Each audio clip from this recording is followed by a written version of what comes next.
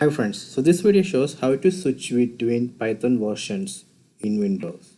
So I have installed two versions of Python. You can see Python 3.6 and Python 3.7. So I will show you how we can switch between these two versions. So let me go to command prompt and type Python.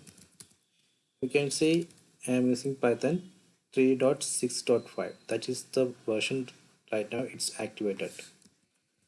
Let me quit and check where Python is installed. Python, it will show actually the path of the Python exe. See, it's under 3.6, the same for this folder. Similarly, if I do pip3, where pip3, it's also under same folder, Python 3.36 script pip3. So now I am going to switch to Python 3.7. Right now 3.6 is activated. So let me switch to Python 3.7. So for that we need to go to environment, edit system environment variable, then click on environment variables, then click on path, click on edit. So here you can see Python 3.6 activated right now. So I have to change this path like 37-32. Again in the top also I need to change 37-32.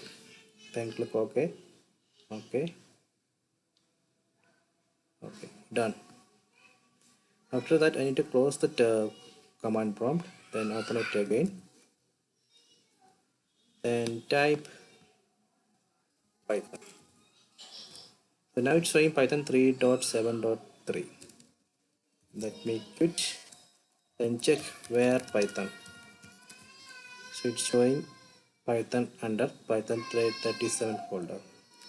Then check where pip3. It's also from same folder. So if you go to this folder, here you can see python.exe, and if you go to the scripts folder, there you can see the pip3.